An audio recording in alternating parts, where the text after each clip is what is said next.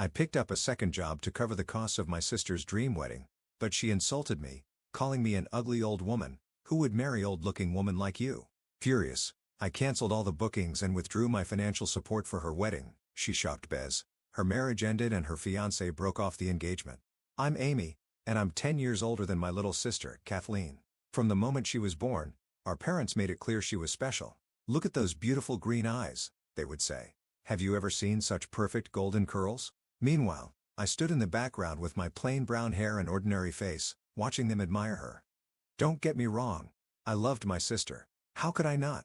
She was tiny, perfect, and always needed care. Since our parents worked long hours, guess who became her second mother? That's right, me. Amy, honey, Mom would say, can you help Kathleen with her homework? You're so good at math. Or, Amy, dear, would you mind picking up your sister from school? We're both stuck at work. I remember one evening when I was 15 and Kathleen was 6. I was helping her with her reading while trying to finish my own pile of homework. I don't want to read anymore, Kathleen whined, pushing the book away. It's boring. Come on, Kathleen, I said, pulling the book back. Just 3 more pages, then we can play your favorite game. She pouted but picked up the book again. You're no fun, Amy. Shirley's big sister takes her to the park every day after school. Well, Shirley's big sister doesn't have to work at the library after school, I replied. It hurt a little, but it was the truth.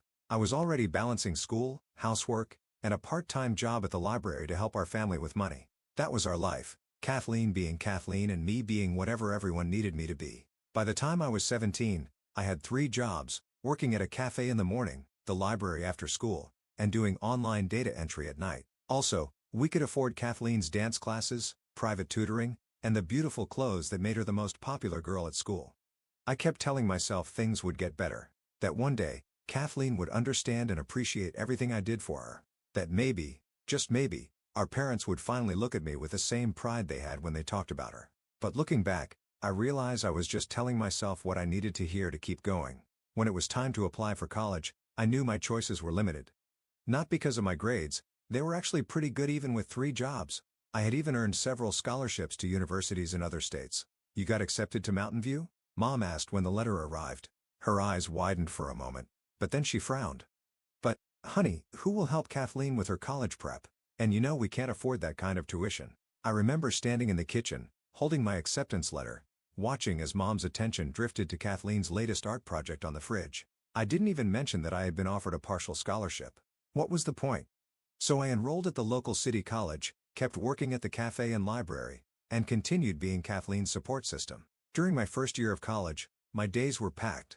I rushed from morning classes to work, then home to help Kathleen with her homework. Some nights, I was up until 3 a.m. finishing my own assignments, only to wake up at 6 a.m. for my cafe shift. After graduation, I got a decent job at an accounting firm and finally moved into my own apartment. It wasn't much, a small 1-bedroom with bad plumbing, but it was mine. I thought maybe now things would change. Maybe now, I could finally focus on my own life. Then, the phone call came about Kathleen's graduation dress. Honey, Mom said in that familiar pleading voice, you know how important this is to your sister. She needs to look perfect for her graduation. I let out a bitter laugh, remembering my own graduation dress, a $40 clearance rack find. It ended up being the same dress another girl, Carolyn Jones, wore. I had spent the whole night avoiding being in the same photos as her. How much does she want for the dress? I asked, already reaching for my credit card. Well, she found this gorgeous designer one. It's only $1,000. I almost choked on my coffee. $1,000? That was nearly a month's rent, but I still heard myself saying, okay, Mom, I'll transfer the money. Then came the real shock. Kathleen had been accepted to Woodlands University, one of the most expensive private colleges in the state. And somehow, our parents had saved up a large amount of money for her tuition. We've been saving since she was born, Dad said proudly at dinner. Our little girl deserves the best education possible. I sat there, my fork frozen halfway to my mouth, thinking about all the student loans I was still paying off, all the scholarships I had to turn down, all the years I worked multiple jobs just to afford my public college tuition. And all that time, they had been saving for Kathleen's education. But it didn't stop there. A few weeks after Kathleen started at Woodlands, the requests began. Amy, sweetie, Mom called one evening. Kathleen needs help with her apartment rent, just until she gets settled. Then it was textbooks. Then a laptop because all the other students had MacBooks. Then a new iPhone because the one I bought her last year was embarrassing. Food money, clothes money. Every week, there was a new expense. A new emergency. A new reason why Kathleen needed my help. And through it all, she never once said thank you, never once admitted the sacrifices I was making. To her, I was just the family ATM, always giving, never questioning. 4 years later, I was at my kitchen table, reviewing my monthly budget, when my phone rang. Mom sounded excited. "Amy, you need to come over right now. Kathleen has big news." When I got to my parents' house, I found Kathleen practically bouncing with excitement, flashing a giant diamond ring. "I'm getting married," she squealed. "And I'm leaving college." The room went silent. "You're what?" I finally asked. "Oh, don't look so shocked," Kathleen said, rolling her eyes. "College is boring anyway. Henry makes great money, and we're going to have the most amazing wedding." I felt like I was underwater. All those years of work. All that money. My money just gone. I looked at my parents, waiting for them to say something. Anything. But they just sat there, smiling at Kathleen like she had just announced she cured cancer. "What about your degree?" I asked. "We all invested so much in." "Oh my God, Amy. You're such a buzzkill," Kathleen interrupted. "This is why you're still single. You're always so serious and boring." Then, she started talking about her dream wedding, one that would outshine all her friends' weddings. The venue, the flowers, the dress, everything had to be perfect. Which, of course, meant expensive. Then came the real blow. "Honey," Dad said, clearing his throat, "we took out a loan, but it's not quite enough. And since you're part of the family, we need you to contribute," Mom added. "It's your sister's special day, after all." I felt like I was outside of my own body as I heard myself ask, "How much?" $30,000 should cover your share," Kathleen said casually. Like, she was asking for $6 for coffee. I don't know why I said yes. Maybe it was just a habit. Maybe it was the way Mom's eyes filled with tears. Maybe saying yes was just easier than arguing. But, I agreed, and the money left my account the next day. But they weren't done. "Actually, sweetie," Mom said at our next family dinner, "we were thinking, maybe you could take out a loan too? Just a small one to help with the extra expenses." For the first time in my life, something inside me snapped. "No," I said firmly. "Absolutely not. I'm saving for a house. I need to think about my own future too." Kathleen's perfect face twisted into an ugly scowl. "Since when did you become so selfish?" My hand shook under the table, but I stood my ground. "I already gave you $30,000, Kathleen. That's my limit." The silence that followed was painful. Then, Mom spoke in that fake sweet tone I knew so well. "Well, if you won't help financially anymore, the least you can do is help with the wedding plans." I nodded, already feeling the weight of responsibility pressing down on me again. But something had changed. For the first time ever, I had said no to them. It was a small win, but it felt huge. The next few weeks were a nightmare. My phone buzzed constantly with messages from Kathleen, each one demanding more money for something urgent. "Amy, I found the perfect flowers. They're only $4,000. I need the money by tomorrow, or they'll give them to another bride. OMG, this band is amazing. They played at Maria's wedding, and I have to have them. They're asking for $6,000. Can you send it tonight? The venue I want is available, but we need a deposit today. It's just $95,000. You'll handle it, right?" I took a second job as a virtual assistant, working nights and weekends. My days blurred together. Spreadsheets at my accounting job, wedding planning on my lunch breaks if I even got one, then more hours in front of the computer at night. One day, my coworker Carolyn stopped me in the break room. "Amy, are you okay? You look different." I caught my reflection in the window and barely recognized myself. Dark circles under my eyes. Clothes hanging loose from weight I didn't even notice I had lost. Hair pulled back in a messy ponytail. I couldn't remember the last time I had gotten a haircut. "I'm fine," I said automatically. "Just busy with my sister's wedding." That night, I crawled into bed at 2 a.m., my eyes burning from staring at screens all day. Just as I was about to fall asleep, my phone lit up with another message from Kathleen. "Just found the most amazing ice sculpture for the reception. Only $3,500. Need the money by morning, or they'll sell it to someone else." I turned off my phone and pressed my face into my pillow, trying not to cry. I was exhausted. I had already paid for the venue, the catering, the flowers, and the band. How much more could they possibly want? The answer came a week later, when Mom called. "Honey, we need to have an important family talk. Can you come over tonight?" After work, I dragged myself to their house, dreading what they could possibly want now. My savings were gone. My credit card was maxed out. The only thing keeping me going was the thought that this nightmare would be over soon. When I walked in, I found Kathleen lounging on the couch, surrounded by travel magazines. Mom and Dad sat nearby, flipping through a fancy catalog with her. "Oh, this resort is perfect," Kathleen squealed, pointing to a page. Look at those overwater bungalows, and they have private butlers for every suite. I froze in the doorway, watching as she flipped through what looked like a luxury vacation brochure. My stomach tightened. I already knew what was coming. "Why am I here?" I asked, my voice barely steady. "What do you need from me this time?" Kathleen looked up with that fake sweet smile I had grown to hate. "Oh, we're just picking out your wedding gift to us." I blinked. "My what?" "Your wedding gift," she repeated slowly, like I was too stupid to understand. "I decided you're going to pay for our honeymoon in the Hawaii." The room started spinning. I grabbed the doorframe to keep myself steady. "Are you kidding me?" I managed to say, "after everything I've already paid for?" "Oh come on, Amy," Mom said, rolling her eyes. "Don't be dramatic." "Dramatic? Dramatic?" My voice cracked. "I have spent every penny I have on this wedding." "Well, it's not like you have anything else to spend it on," Kathleen said with a shrug. "And it's only $35,000, something inside me snapped. 32 years of being the good daughter, the responsible sister, the family ATM, it all came crashing down. "Only $35,000, I screamed. "Only? Do you have any idea what I've gone through for your ridiculous wedding? Any idea at all?" "Amy, lower your voice," Dad warned. "No, I will not lower my voice. I'm done. I'm absolutely done with all of this." I was shaking now, years of anger and resentment bubbling to the surface. "You're nothing but a spoiled, selfish brat, Kathleen, and I'm done dealing with your endless demands. I have my own life to think about," I said firmly. Kathleen's face twisted with anger. "Your own life? What life? You're 32, Amy, an old maid. Have you looked in the mirror lately? No wonder you're single. You look terrible. What normal man would want you?" Her words hit like punches, but I didn't back down. "I look terrible because I've been working 3 jobs, 7 days a week, to pay for your wedding," I shot back. "I haven't had a full night's sleep in months because of your constant demands. You're just jealous." Kathleen spat. "Jealous because I'm getting married and you'll die alone. Jealous because I'm beautiful and successful and you're just you." That was it. The dam broke. "Successful?" I laughed bitterly. "You dropped out of the college I helped pay for. Beautiful? Your soul is as ugly as they come. You've never worked a day in your life. You've never thanked me for anything I've done for you. You act like the world owes you everything."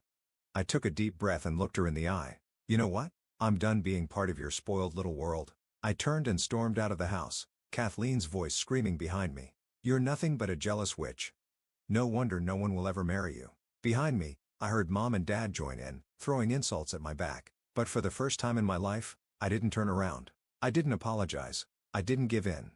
By the time I got home, my phone was blowing up with messages. Mom had sent at least 35 texts, each one nastier than the last. "How dare you speak to your sister that way after everything we've done for you?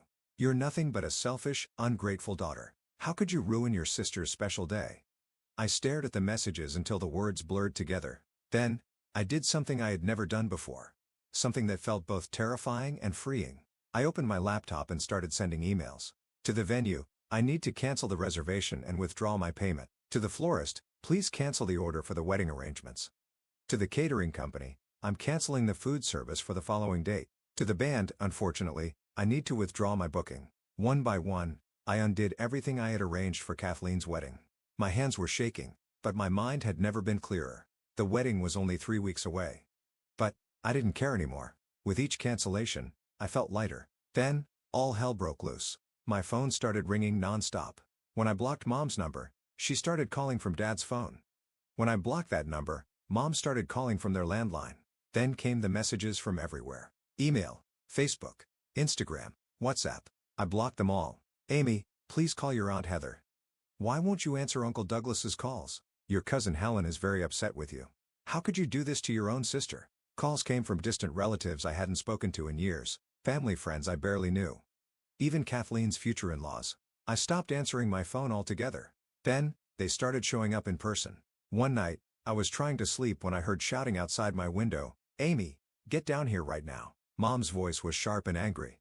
"You better fix this, you selfish witch." That was Kathleen. They stood outside for hours, switching between yelling and fake sobbing. I turned up my TV to block them out. The next morning, I went to Noah, our building's concierge.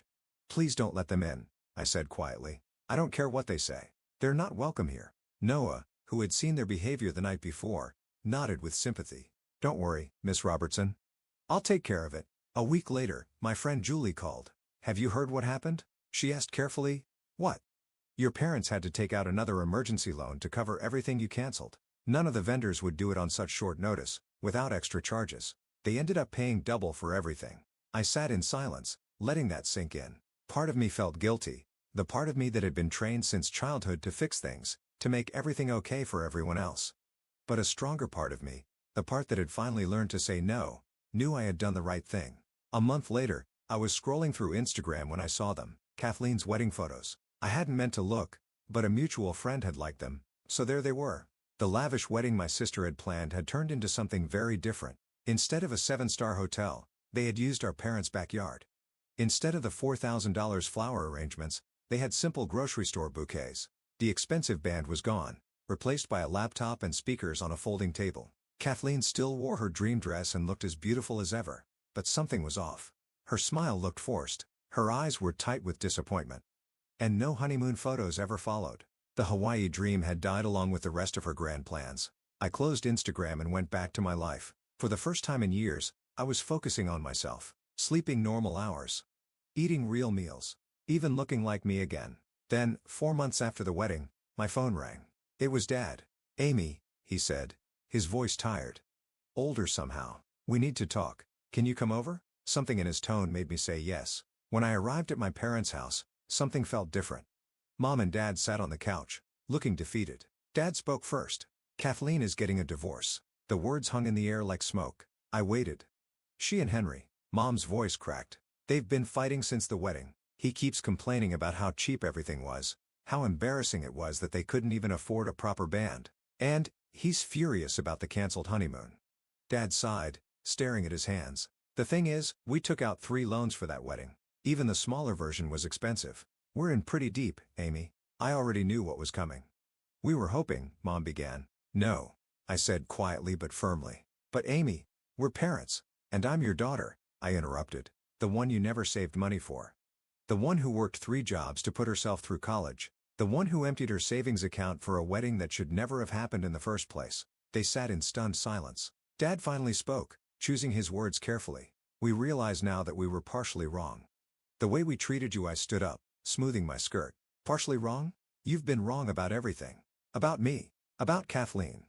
About money. About life. Maybe one day, you'll really see how wrong you were. But, until then..." I grabbed my keys. "Good luck with those loans." As I drove away, I glanced in the rearview mirror. I saw my parents standing in the doorway, looking lost and small. For the first time, I didn't turn back. Life has a funny way of showing you who people really are. 7 months after Kathleen's divorce, I was having coffee with Julie when she hesitated, stirring her latte a little too much. "Have you heard about Kathleen?" she asked carefully. I shook my head. After that long talk with my parents, I had kept my distance. I was focused on rebuilding my life. "She moved back in with your parents," Julie continued.